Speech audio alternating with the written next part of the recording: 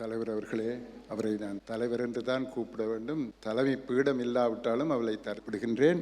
இங்கிருக்கும் வணக்கத்துக்கு உரியவர்களே மற்றும் எங்களுடைய நகரபிதா அவர்களே, என்னுடைய பிரித்தானியா வாழ் சகோதர சகோதரிகளே, எனது அருமை குழந்தைகளே, அமெரிக்க ஐக்கிய நாடுகளின் பயணத்தின் பின்னர் என் தங்கையார் குடும்பத்துடன் அமைதியாக பொறுப்புகளில் இருந்து சற்று விடுபட்டவாறு ஓரிரு நாட்களை கழிக்க வேண்டும் என்ற எண்ணத்துடன் தான் இந்த நாட்டுக்கு வந்தேன். ஆனால் என் நண்பர்கள், மாணவர்கள், தமிழ் நண்பர்கள், அபிமானிகள் போன்றோரின் அன்பு மனங்கள் என்னை விடுவதாக இல்லை. அதைவிட அரசியல் ரீதியாக நான் சில நடவடிக்கைகளை எடுக்க கடமைப்பட்டவன் என்ற கருத்தை எனது அலுவலர்கள் எனக்கு நினைவுறுத்தவும் பின்னிற்கவில்லை. ஆக மொத்தம் முன்னர் போலவே நாளாந்தம் என் வேலைப்பளு தொடர்ந்து என்னை வாட்டி வருகின்றது. நான் என் நண்பர்களுக்கு அடிக்கடி சொல்லும் வாசகம் இதுதான்: வன்ஸ்ரீ காரை வைத்து நவீன வாகனங்களின் ஓட்டத்தை எதிர்பார்க்கின்றீர்கள் என்பது. அமெரிக்க நாட்டில் இருந்தபோது எனது உடல்நிலை பற்றி மக்கள் எடுத்துக்கொண்ட கரிசனை என்னை பிரமிக்க வைத்தது. நீங்கள் எங்களுக்கு வேண்டும் என்று கூறினார்கள். என் உடல்நிலை நலமாக இருக்க பிரார்த்தனைகளில் ஈடுபட்டார்கள். எனவே பலவிதமான சுமைகளின் மத்தியில் தான் உங்கள் யாவரையும் சந்திக்கின்றேன். ஆனால் உங்கள் அன்புள்ளங்களின் உணர்வலைகள் என்னை அச்சுமைகளை சுமக்கும் அளவிற்கு சுகமளித்து வருகின்றன. இங்கும் உங்கள் அன்பின் வெளிப்பாடு மனதை நெகிழ வைக்கின்றது. போற்றுவார் போற்றுவதும் தூற்றுவார் தூற்றுவதும் தொடர்ந்திருந்து வந்தாலும் அங்கு மட்டுமில்லை, இங்கும் தான். எமது தமிழ் உள்ளங்கள் என்றும் போல் தம்மிடையே தர்க்கத்தையும் தனித்துவத்தையும் வெளிக்காட்டி விமர்சனங்களை வெளிக்கொண்டு வந்திருந்தாலும் எனது மிகுதி சொற்பகால வாழ்க்கையின் போது என்னால் இயலுமானதை எமது மக்களுக்கு வழங்க நான் கடமைப்பட்டவன் என்ற எண்ணம் என்னை முன்னோக்கி நடத்தி கொண்டிருக்கின்றது.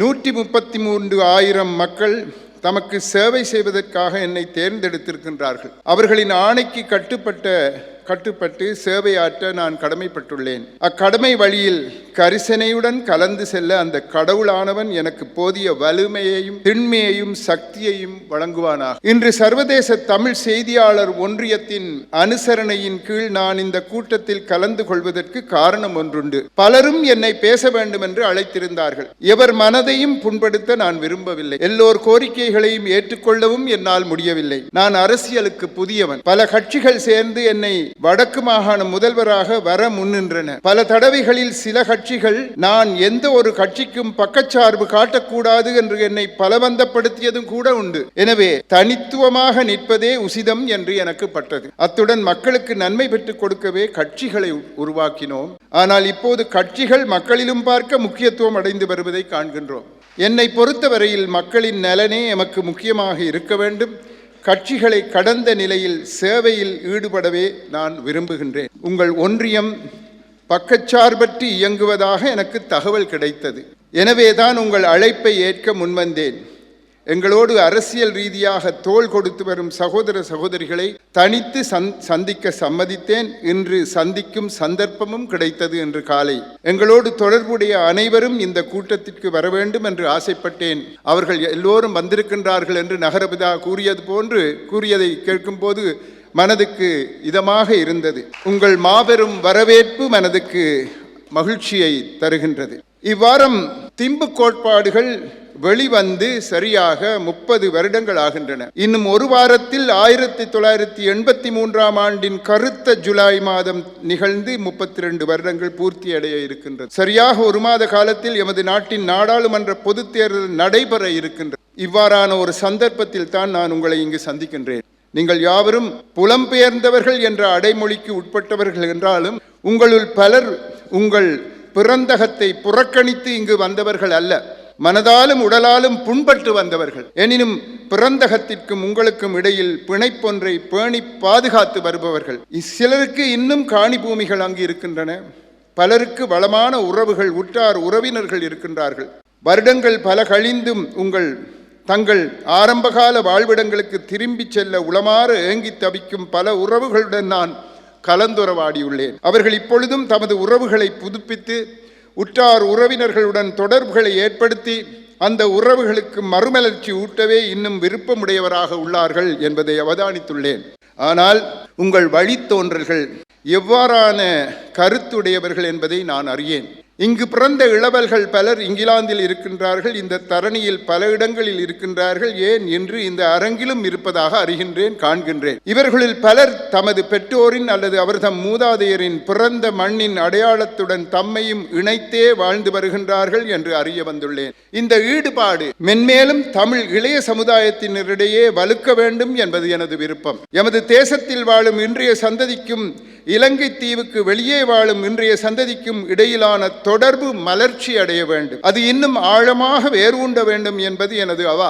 எமது தேசத்திலும் வெளிநாடுகளிலும் உள்ள அடுத்தடுத்து வரும் சந்ததிகளுக்கு இடையிலான தொடர்புகள் மிக நெருக்கமாக கட்டியெழுப்பப்பட வேண்டும் என்ற எனது கருத்தையும் மிக ஆணித்தரமாக இங்கு வெளியிடுகின்றேன். பேராசிரியர் அவர்கள் பேசும்போது அவர் கூறிய பல விடயங்கள் என் மனதை தொட்டன. என்ன மாதிரியாக வருங்காலம் இருக்க போகின்றது என்பதை அவர் மிக அழகாக எடுத்து காட்டினார். ஆகவே வருங்காலத்திலே எங்களுடைய இளைஞர்கள் இங்கிருப்போர்களும் அங்கிருப்போரும் சேர்ந்து ஒருமித்து தமிழ் மக்களினுடைய வருங்காலத்திற்காக பாடுபட வேண்டும் என்பதை இங்கு உங்களுக்கு கூறி வைக்கின்றேன். இதற்காக எமது இளைய சமுதாயத்தினரை நாம் தயார்படுத்த வேண்டும். அவர்கள் எங்கே பிறந்து எங்கே வாழ்ந்தாலும் அவர்களது பெற்றோர்களின் அவர்களின் மூதாதையர்களின் பிறந்த மண் அவர்களுக்கான அடிப்படை அடையாளங்களில் ஒன்று. அந்த அடையாளத்திற்கு ஒரு தனித்துவம் இருக்கின்றது, வலு இருக்கின்றது. அந்த வலுவானது எமது அடுத்தடுத்த சந்ததிகளுக்கும் பரிந்துரைக்கப்பட வேண்டும். எமக்கு புலிப்பட்டம் கட்டி பயங்கரவாத பட்டம் கட்டி புகுந்தகத்தில் இருந்து பிறந்தகத்துக்கு வராது தடுக்க சதிகள் நடைபெற்று வருவதை நாங்கள் புரிந்து கொள்ள வேண்டும். நாம் இலங்கை நாட்டு தமிழர் பாரம்பரியத்தில் பிறந்தவர்கள் என்பதை பெருமையுடன் எடுத்து கூறும் காலம் மலர வேண்டும். அதைவிட உலக ரீதியான பெருமைமிக்க தமிழர் பரம்பரையின் பலத்த அலகுகள் நாம் என்பதையும் எம் சிந்தனையில் நாம் வேரூன்றி வைக்க வேண்டும். அழகிய இலங்கை தீவில் வாழும் இனங்கள் அமைதியாகவும் அன்பாகவும் ஆனந்தமாகவும் பரஸ்பர புரிந்துணர்வுடனும் வாழ வேண்டும் என்பது எனது விருப்பம். அதற்காக நான் அர்ப்பணிப்புடன் பணியாற்றி வருகின்றேன். எதிர்காலத்திலும் முடியுமான வரையில் இதற்காக மென்மேலும் பணியாற்ற வேண்டும் என திட சங்கற்பம் பூண்டுள்ளேன். அதேவேளை தமிழ் மக்கள் தங்களுடைய தேசத்தில் நிம்மதியாக சுதந்திரமாக கௌரவமாக வாழ வேண்டும் என்பதிலும் நான் உறுதியாக இருக்கின்றேன். பன்னெடுங்காலமாக எமது இனத்தின் மறுக்கப்பட்ட உரிமைகளுக்காகவும் இழைக்கப்பட்ட அநீதிகளுக்கு எதிராகவும் நாம் பல்வேறு வடிவங்களில் போராடி வந்திருக்கின்றோம். ஆயினும் எமது காலத்தில் எமது மக்களுக்கான உரிமையோ நீதியோ உள்நாட்டில் கிடைக்காது என்பதனை தென்னிலங்கையில் தொடர்ச்சியாக ஆட்சிக்கு வரும் அரசாங்கங்கள் புலப்படுத்தி கொண்டு வந்துள்ளன. ஆதலால் தான் எமது காலத்தில் உறுதியான ஜனநாயக அத்திவாரத்தை இட்டு எமது எதிர்கால சந்ததியிடம் இந்த பணியை தொடர்வதற்கு அவர்களிடம் கையளிக்கும் வண்ணம் நாம் விரைந்து பணியாற்ற வேண்டி இருக்கின்றது. எமது மக்கள் தமது உரிமையையும் நீதியையும் பெறுவதற்கு சர்வதேச ரீதியான ஆதரவு இன்றியமையாதது. அந்த ஆதரவை பெற்றுக்கொள்வதற்கும் பெருக்கிக் கொள்வதற்கும் உலகெங்கும் பறந்து வாழும் இளைய தமிழ் சமுதாயம் தம்மை அர்ப்பணிப்புடன் ஈடுபடுத்த முன்வர வேண்டும். இதற்கான அடித்தளத்தை அமைக்க அவர்தம் பெற்றோர்கள் முன்வர வேண்டும். இங்கே வாழும் இளைய சமுதாயத்தினர் தாம் வாழும் நாடுகளின் சட்ட திட்டங்களுக்கு அமைவாக ஜனநாயக ரீதியாக இலங்கை திருநாட்டில் வாழ்கின்ற தமது சொந்தங்களின் உரிமைக்காகவும் நீதிக்காகவும் போராட முடியுமென்று நான் நம்புகின்றேன். தற்போது பேராசிரியர் அதைத்தான் குறிப்பிட்டார்.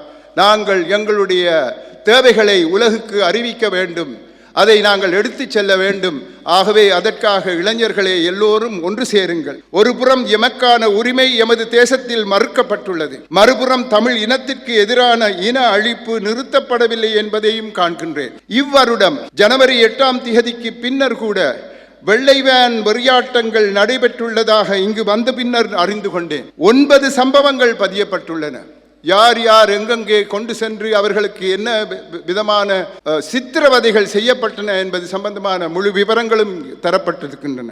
எமது இனத்துக்கு எதிராக மேற்கொள்ளப்பட்ட இன அழிப்பை வெளிக்கொணரும் தீர்மானத்தை நிறைவேற்றியதால் நான் கடும்போக்கு நிலை எடுத்துள்ளதாக சாடுகின்றார்கள் சிலர். தமிழின அழிப்பு என்ற உண்மையை உலகறியச் செய்வதால் நீண்டகால நோக்கில் இனங்களுக்கிடையில் இதய சுத்தியுடனான நல்லெண்ணம் ஏற்படுவதற்கு அது வழிவகுக்கும் என்பது எனது நம்பிக்கை. இன அழிப்பு தீர்மானத்தை வடமாகாண சபையில் கொண்டு வந்து ஆற்றிய உரையிலும் இதனை நான் தெளிவாக கூறியுள்ளேன். நாங்கள் பழிவாங்கும் மனநிலையோடு செயற்படவில்லை. மாறாக பல்லாயிரக்கணக்கில் பலியெடுக்கப்பட்ட எமது உறவுகளுக்கு நீதி கிடைக்க வேண்டும் என்ற அடிப்படையில் தான் நாங்கள் செயற்பட்டுள்ளோம். எமது மக்களை பற்றி சிந்திப்பவர்களும் மனிதாபிமானத்தை நேசிப்பவர்களும் எமது நடவடிக்கைகளுக்கு உதவுவார்களே தவிர உபத்திரவமாக இருக்க மாட்டார்கள் என்று நம்புகின்றோம். தமிழ் இனத்திற்கு நடந்த இன அழிப்பை வெளிப்படுத்த தயங்கும் அல்லது தடுக்கும் தமிழர்கள் தொடர்பாக அவர்களின் அரசியல் நெறி தொடர்பாக எமது மக்கள் கேள்வி எழுப்ப வேண்டும். அண்மையில் அமெரிக்க அலுவலர் நிஷா அவர்கள் என்னை அவமதித்து கதைத்ததாக ஒரு பத்திரிகை செய்தி வந்தது. இன அழிப்பை அடக்கி வாசி என்று கூறியதாக செய்தி வந்தது. அது முற்றிலும் தவறான செய்தி. உண்மையில் தமிழ் மக்களின் பிரச்சனைகளையும் எதிர்பார்ப்புகளையும் நாங்கள் உதாசீனம் செய்ய மாட்டோம். அவர்களின் நல்வாழ்விற்காக நாங்கள் தொடர்ந்து உழைத்து வருவோம் என்றே அவர் கூறினார். அவர் செய்தியில், அந்த பத்திரிகை செய்தியில், நான் இங்குள்ள அமைச்சர் ஒருவரை சந்தித்து விருந்தும் உண்டதாக செய்தி வந்தது. நான் இப்பொழுதுதான் இங்கிலாந்துக்கு வருகின்றேன். ஆனால் அந்த செய்தியாளர் 2 வாரங்களுக்கு முன்னர் இங்கு வந்து என்னை விருந்துண்ண வைத்து விட்டார். இப்படியான தவறான செய்திகளை தவிர்க்குமாறு தயை கூர்ந்து கேட்டுக்கொள்கின்றேன். இன அழிப்பு என்ற வார்த்தை பிரயோகம் என்னால் கொண்டு வரப்பட்டதல்ல. தந்தை செல்வா அவர்களே அதை முதலில் பாவித்தார். 1974ஆம் ஆண்டு செப்டம்பர் மாதம் இலங்கை தீவில் இடம்பெற்ற பொதுநலவாய மகாநாட்டில் பங்கு பற்றிய பேராளர்களுக்கு தந்தை செல்வா மனு ஒன்றை சமர்ப்பித்திருந்தார். அதிலே தமிழ் மக்களுக்கு எதிரான சிங்கள தேசத்தின் இன அழிப்பு தொடர்பாக தெளிவாக குறிப்பிட்டிருந்தார். சிங்கள தலைவர்களுக்கு ஒரு நோக்கம் உண்டு. அவர் கூறினார், சிங்கள தலைவர்களுக்கு ஒரு நோக்கம் உண்டு. அது 2 இனங்கள், 2 மொழி, பல மதங்களை கொண்ட இலங்கை தீவை ஒரு இனம் சிங்கள இனம், ஒரு மொழி சிங்கள மொழி மற்றும் பௌத்தம் மட்டும் கொண்ட ஒரு தேசமாக மாற்றியமைக்க வேண்டும் என்ற நோக்கமே அது. அதற்காக அவர்கள் இன அழிப்பில் ஈடுபட்டுள்ளார்கள் என்று கோடிட்டு அன்றே காட்டியிருந்தார். தீவிரவாதம், பயங்கரவாதம் என முத்திரை குத்துகின்ற நடவடிக்கைகள் ஆரம்பிக்க முன்னரே அன்றைய தமிழ் தலைவர்கள் எமது இன அழிப்பு தொடர்பாக பேச ஆரம்பித்து விட்டார்கள். ஆகவே முத்திரை குத்தல்களுக்கும் சாடல்களுக்கும் அஞ்சி எமது இனத்துக்கு நிகழ்த்தப்பட்டது இன அழிப்பென்ற நிலைப்பாட்டில் இருந்து நாம் பின்வாங்க முடியாது.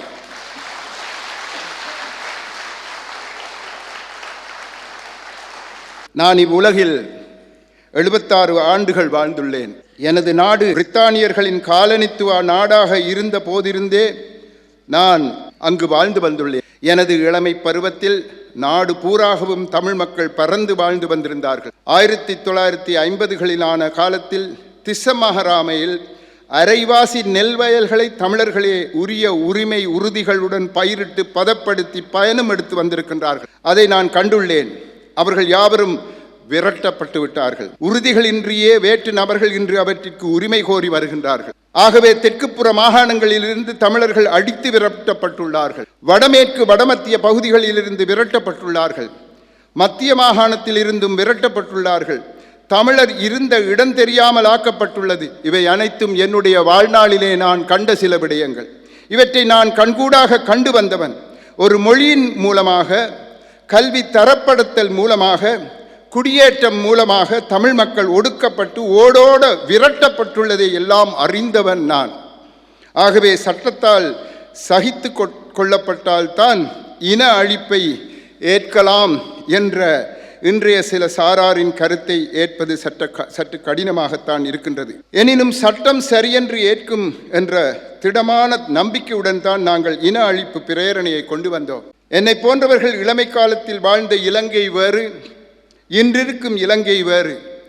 இலங்கையில் இருந்து எம்மவர்கள் பல நடவடிக்கைகள் மூலம் புலம்பெயர்ந்து செல்லவும் புவியை விட்டு செல்லவும் அவ்வப்போதைய அரசாங்கங்களும் அவர்கள் ஏவிவிட்ட அடிவருடிகளும் அத்திவாரமாக நின்றுள்ளார்கள் என்பதுதான் உண்மை. அதை வெளிக்கொண்டு வந்ததே எமது இன அழிப்பு பிரேரணை. இனியும் இன அழிப்புக்கு நாங்கள் இடம் கொடுத்தல் ஆகாது. பேராசிரியர் அழகாக கூறினார், இனியும் இது சர்வதேச நாடுகளினுடைய கவனத்திற்கு வந்தபடியால் எங்களை பற்றி உலகம் பார்த்து கொண்டே இருக்கின்றது. அந்த பார்வையிலே நாங்கள் இருக்கும் அளவுக்கு இன அழிப்புக்கு நாங்கள் இடம் கொடுக்க வேண்டிய அவசியம் இருக்காது என்று நம்புகின்றேன். இன அழிப்பிலிருந்து எம்மை பாதுகாக்கும் முகமாக எமது அடையாளங்களில் முதன்மையான எமது மொழி, அதை விட எமது பண்பாடு, மேலும் நாம் ஒரு நிர்ணயிக்கப்பட்ட மனித கூட்டம் என்ற அடிப்படைகளை பேணி பாதுகாக்க வேண்டும். அந்த அடிப்படையிலேயே இலங்கை தீவில் இரு தேசிய இனங்கள் உண்டு என்ற எனது உறுதியான நிலைப்பாட்டை வெளிப்படுத்தி இருந்தேன். இதனை ஜனாதிபதி மைத்ரிபால சிறிசேன அவர்கள் யாழ்ப்பாணம் வந்தபோது அவர் அமர்ந்திருந்த மேடையில் உரையாற்றுகையில் தெளிவாக கூறியிருந்தேன். அதே போன்று கடந்த வருடம் பெர்னார்ட் டிசோய்சா நினைவு பேருரை ஆற்றிய போதும் தெரிவித்திருந்தேன். எம்மை சிறுபான்மையினர் என்று கூறுவோருக்கு ஒன்று கூற விரும்புகின்றேன். இலங்கை தமிழ் மக்களின் ஆணி வேரானது இலங்கைக்கு பௌத்தம் வர முன்னர் இருந்தே நிலை பெற்று இருந்து வந்துள்ளது. பல காரணங்களினால் வெளியில் இருந்து வந்த தமிழ் பேசும் மக்கள் காலத்துக்கு காலம் இந்த அடியுடன் சங்கமமாகியது உண்மைதான். ஆனால் பெருநதிகளுடன் சிறு நதிகள் கலந்ததும் அவற்றிற்கு பெருநதியின் பெயரை வைப்பது போல் அன்றிலிருந்து இன்று வரை இலங்கை தமிழ் மக்கள் ஒரு தொடர் பாரம்பரியத்தை கொண்டு வந்துள்ளார்கள் என்பதுதான் உண்மை. 1921ஆம் ஆண்டில் சிங்கள மக்கள் தலைவர்கள் சர் ஜேம்ஸ் பீரிஸ், சமரவிக்ரம என்பவர்கள் வடகிழக்கு மாகாணங்களில் தமிழ் பேசும் மக்களே பெரும்பான்மையினர் என்றும் மத்திய மாகாணங்களில் தான் சிங்களம் பேசும் மக்கள் பெரும்பான்மையினர் என்றும் ஏற்றுக்கொண்டிருந்தார்கள். இதை எதற்காக குறிப்பிடுகின்றேன் என்றால், நாங்கள் எங்கிருந்தோ வந்து சேர்ந்த சிறுபான்மையினர் அல்ல. அதாவது வேறெங்கோ இருந்து விரட்டப்பட்டதால் இங்கு வந்து குடியேறிய சிறுபான்மையினர் அல்ல. நாங்கள் இலங்கை நாட்டின் பூர்வீக குடிகள். எம்மை மற்ற நாடுகளில் வாழும் சிறுபான்மையினருடன் ஒப்பிட முடியாது. 2 மாகாண பெரும்பான்மையினர் 7 மாகாண பெரும்பான்மையினருடன் சேர்த்து கொள்ளப்பட்டதாலேயே அவர்கள் நவமாகாண சிறுபான்மையினர் ஆகினார்கள். ஆனால் அவர்களின் சிறப்பம்சம், தனித்துவம் ஆகியன பலருக்கு புரிவதில்லை. எமக்குறித்தான தனித்துவ, தேசிய அந்தஸ்து, சுயநிர்ணய உரிமை போன்ற கோட்பாடுகளை விடுத்து இலங்கை தமிழர் வெறும் சிறுபான்மையினம் என்ற வாதத்தை பயன்படுத்தும் எம்மவர் யாராக இருந்தாலும் அதனை அவர்கள் தவிர்க்க வேண்டும். தமிழ் மக்களுக்கு உரிமைகளையும் நீதியையும் பெற்றுத்தர அர்ப்பணிப்போடு அவர்கள் செயற்பட முன்வர வேண்டும். நாங்களே எங்களை வெறும் சிறுபான்மையினர், நாங்கள் எதை செய்யலாம் என்று கேட்டோமானால் எங்களுடைய பாரம்பரியம் என்னாவது? நாங்கள் அவற்றை எல்லாம் விட்டுக் கொடுக்க வேண்டி வரும். எம்மவர்கள் அவ்வாறான சிந்தனையில் ஈடுபட்டிருந்தால் அந்த சிந்தனையை மாற்றுங்கள். இலங்கை என்ற நாட்டில் தமிழர்கள் பாரம்பரியமாக நெடுங்காலமாக குறிப்பிட்ட இடங்களில் வாழ்ந்து வந்துள்ளார்கள். கிழக்கில் வாழ்ந்தவர்கள் கண்டிய ராச்சியத்தின் அதிகாரத்திற்கு உட்பட்டிருந்தார்கள் என்று சிலர் கூறுவதுண்டு. அதாவது தமிழ் மக்கள் சேர்ந்து வடகிழக்கு மாகாணங்களிலே இருந்தார்கள் என்று கூறும்போது அவர்கள் கண்டிய ராச்சியத்தின் அதிகாரத்திற்கு உட்பட்டிருந்தார்கள் என்று சிலர் கூறுவதுண்டு. அதனால் என்ன, அவர்கள் பாரம்பரியமாக தமிழ் பேசுபவர்களாக வாழ்ந்து வந்துள்ளார்கள் என்ற கூற்றுக்கு முரணாக அது அமையவில்லையே. கிழக்கும் எம்மவரின் பாரம்பரிய பிரதேசம்தான். எமது பாரம்பரிய வாழ்விடங்களுக்கு அங்கீகாரத்தை பெற்றுக்கொள்வதற்காக, எமது மக்களுக்கான மறுக்கப்பட்ட உரிமைகளை மீளப் பெறுவதற்காக, தமிழின அழிப்புக்கு எதிராக நீதி வேண்டி கடந்த 67 ஆண்டுகளாக அகிம்சை வழியிலும் ஆயுத ரீதியிலும் போராட்டம் தொடர்ந்து வருகின்றது. ஆனால் இதுவரை ஆட்சிக்கு வந்த எந்த பெரும்பான்மையின தலைவர்களும் தமிழ் மக்களின் போராட்டத்துக்கு உரிய பொறுப்பான பதிலை வழங்கவில்லை. மாறாக எமது கோரிக்கைகளை உதாசீனம் செய்தே வருகின்றார்கள். தமக்கு நெருக்கடி வரும் தருணங்களிலெல்லாம் அதனை தீர்ப்பதற்கு தமிழ் தலைவர்களை துணைக்கு அழைத்து வந்துள்ளார்கள். இறுதியில் நாம் ஏமாற்றப்பட்டே வந்துள்ளோம். 6 கடக்கும் வரை அண்ணன் தம்பி, கடந்த பின்னே நீ யாரோ நான் யாரோ என்ற இந்த நிலைதான் சிங்கள அரசியல்வாதிகளுக்கும் தமிழ் அரசியல்வாதிகளுக்கும் இடையில் இருக்கும் உறவாக இருந்து வருகின்றது. இவ்வருடம் ஜனவரி மாதம் இடம்பெற்ற ஆட்சி மாற்றத்திற்கும் இது பொருந்தும். இந்த ஏமாற்று வித்தைகளுக்கு நாம் முற்றுப்புள்ளி வைக்க வேண்டும். நாம் இனியும் ஏமாறும் இனமாக இருக்க முடியாது. எமக்கொன்றை கூறுவது, சிங்கள மக்களுக்கு புரிதொன்றை கூறுவது என்பது இரு மக்கள் கூட்டங்களையும் ஏமாற்றுவதாகவே முடியும். அப்பேற்பட்ட ஏமாற்று பேச்சுக்களை இருதரப்பு அரசியல்வாதிகளும் தவிர்க்க வேண்டும். மக்களுக்காக அர்ப்பணிப்புடன் பணியாற்றுபவர்களை எதிர்வரும் பொது தேர்தலில் எம் நாட்டில் வாழும் எமது மக்கள் தெரிவு செய்ய வேண்டும் என்பது எனது எதிர்பார்ப்பு. தமிழ் பிரதிநிதிகளை பொறுத்தவரையில் வள்ளுவன் வாக்கிற்கு இணங்க நேர்மையான அரசியல், கொள்கையில் உறுதி, மக்களுக்காக அர்ப்பணிப்புடன் பணியாற்றக்கூடிய மனோபாவம், தூரநோக்கு பார்வை, எந்த கட்டத்திலும் எந்த காரணத்திற்காகவும் விலை போகாத மனோதிடம் கொண்ட அரசியல்வாதிகளே எமக்கு தேவைப்படுகின்றார்கள். அத்துடன் தமிழர்களின் தனித்துவத்தை உறுதிப்படுத்தி அவர்களின் சுயநிர்ணய உரிமையை உறுதிப்படுத்தி எமது மக்களுக்கான உரிமையையும் நீதியையும் பெற்றுக்கொள்ளக்கூடியவர்களே எமது மண்ணுக்கும் மக்களுக்குமாக இன்றைய காலத்தில் தேவையாக இருக்கின்றார்கள். அதனை உணர்ந்து அவர்கள் தமக்குள்ள வரலாற்று பொறுப்பை தார்மீக கடமையை சரிவர செய்வதற்கு நான் துணையாக நிற்பேன். அதேவேளை எமது இளைய சமுதாயமும் பெண்களும் அரசியலில் தமது பங்கு பற்றுகையினை அதிகரிக்க வேண்டும். அதற்கு அரசியல் தலைவர்கள் ஒத்துழைப்பதோடு வழிகாட்டிகளாகவும் இருக்க வேண்டும். பாரம்பரியமாக தமிழ் மக்கள் வாழ்ந்து வந்த நிலங்கள் இராணுவமயமாக்கப்பட்டதாலும் சிங்கள குடியேற்றங்கள் பெருகியதாலும் வாழ்வை இழந்து வாழ்வாதாரங்களை பறிகொடுத்து அவலத்தை சுமந்து வரும் மக்களை நான் வடமாகாண சபை முதலமைச்சரான பின்பு நாளாந்தம் சந்திக்க முடிந்தது. அவர்களுடைய வேதனை மிகுந்த ஒவ்வொரு சம்பவங்களுக்குள்ளும் ஒரு வரலாறு புதைந்திருப்பதாக நான் உணர்கின்றேன். ராமன் ஆண்டால் என்ன, ராவணன் ஆண்டால் என்ன, எமது மக்களுக்கு விடிவில்லை என்பதையே அண்மைய ஆட்சி மாற்றமும் எடுத்துக்காட்டியுள்ளது. எமது மக்களின் இயல்பு வாழ்க்கையை சிதைக்கும் இராணுவ ஆக்கிரமிப்பை விலக்குவதற்கு புதிய ஆட்சியாளர்களும் இதே சுத்தியுடன் செயற்படவில்லை. மாறாக எமது மக்களுக்கு சர்வதேச விசாரணை ஒன்றின் மூலம் நீதி கிடைப்பதற்கு ஒரு கால்வாயாக அமைய இருந்த ஐக்கிய நாடுகள் மனித உரிமைகள் பேரவை அறிக்கையை பிற்போடுவதற்காக புதிய அரசாங்கம் பாடுபட்டது. இறுதியில் தங்கள் முயற்சியில் வெற்றியும் கண்டுள்ளார்கள். இதனை தங்களது வெற்றியாகவும் கொண்டாடினார்கள். இப்பொழுது செப்டம்பரில் அறிக்கை வந்தபின் உள்ளக விசாரணை எந்த அளவுக்கு சர்வதேச உள்நுழைவை கொண்டிருக்க வேண்டும் என்ற விடயத்தில் ஆராய்வு நடந்து வருகின்றது. ஆனால் எந்த விசாரணை பொறிமுறையும் பாதிக்கப்பட்டோரின் ஏற்பை பெற்றிருத்தல் அவசியம். அவர்களின் நலத்தை நாடி நிற்றல் அவசியம். It is necessary to find out the requirements of those who are the victims. It is they who have to be consulted, not our political leaders or anybody else. நடைமுறையில் உள்ள ஒற்றையாட்சி அரசியல் அமைப்பின் கீழ் புரையோடி போயுள்ள இனப்பிரச்சினைக்கு நிலையான தீர்வு காண முடியாது. இது பன்னெடுங்காலமாக தொடரும் சம்பவங்களால் நாம் கற்றறிந்த உண்மை.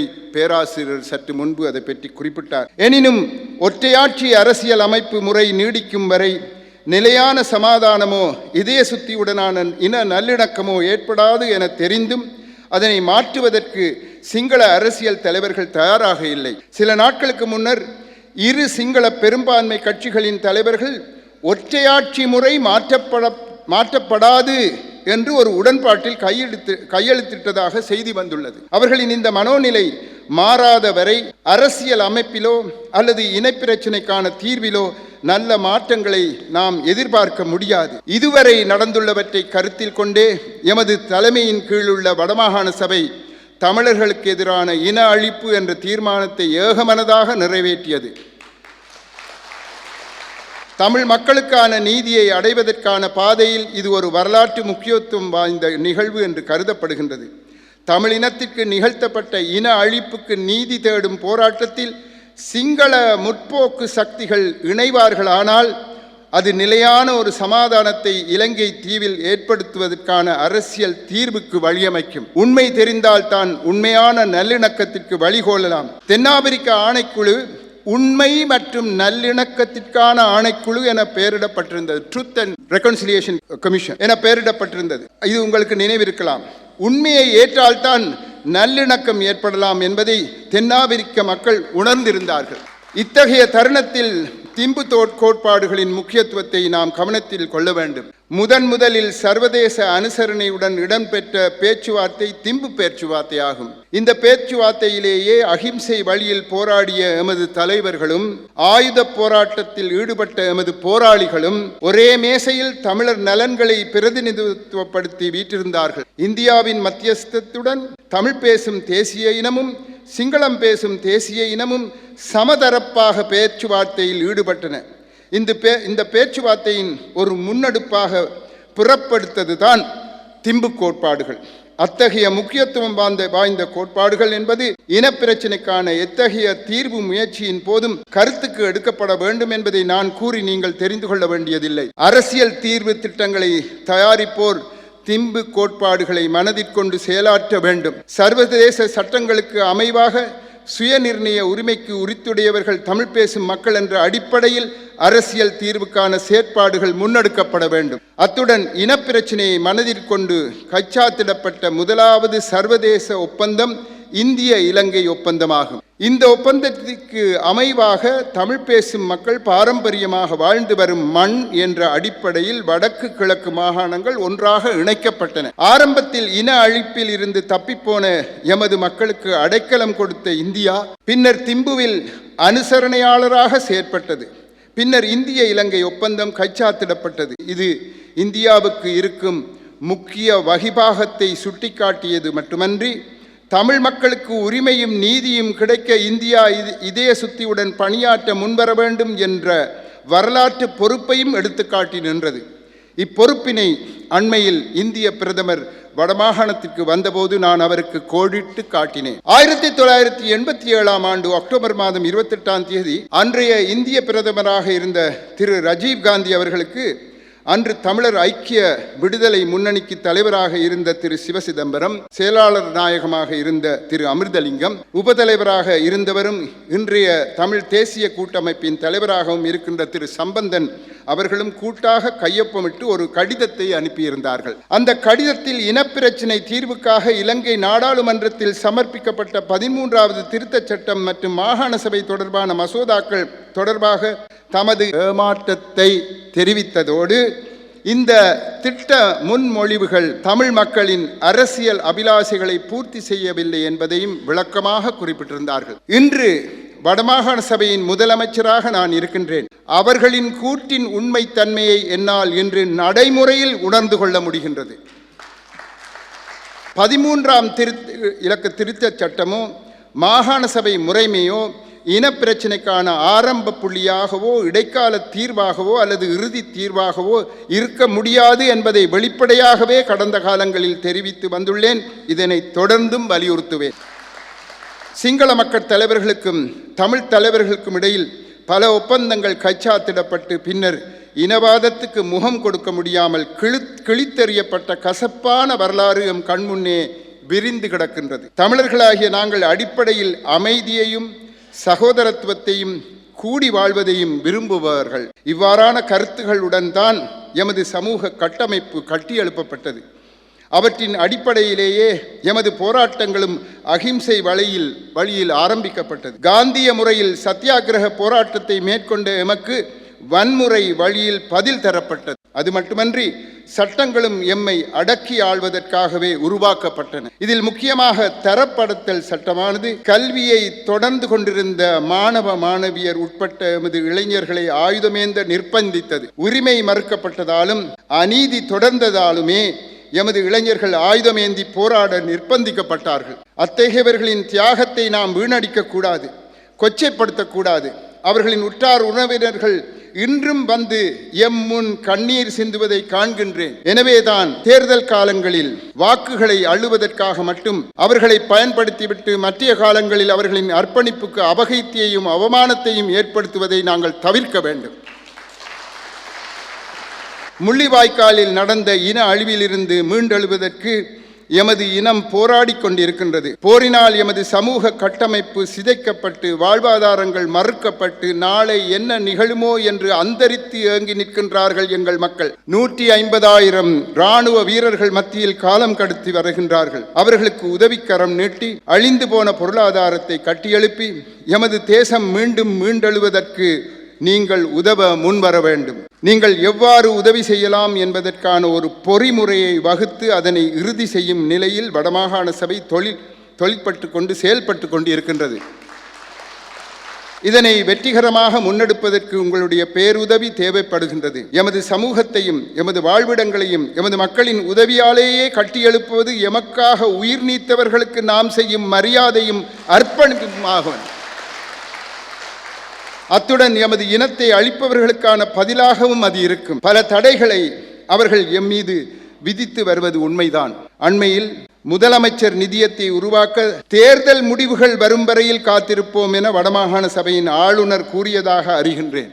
தேர்தலுக்கும் என்னுடைய முதலமைச்சர் நிதியத்துக்கும் என்ன தொடர்பு? தேர்தல் வரட்டுக்கும் தேர்தல் முடிவுகள் வந்ததன் பின்னர் அது பற்றி பேசிக்கொள்ளலாம் என்று கூறியிருக்கின்றார். ஜனாதிபதி சரியென்று கூறியும் ஆளுநர் தாமதம் காட்டுவதும் புலப்படுகின்றது. ஜனாதிபதியுடன் இது பற்றி பேசிய போது அதற்கென்ன நீங்கள் முதலமைச்சர் நிதியத்தை உருவாக்கலாம், அதிலே எங்களுக்கு எந்த விதமான ஆட்சேபனையும் இல்லை என்று கூறியிருந்தார்.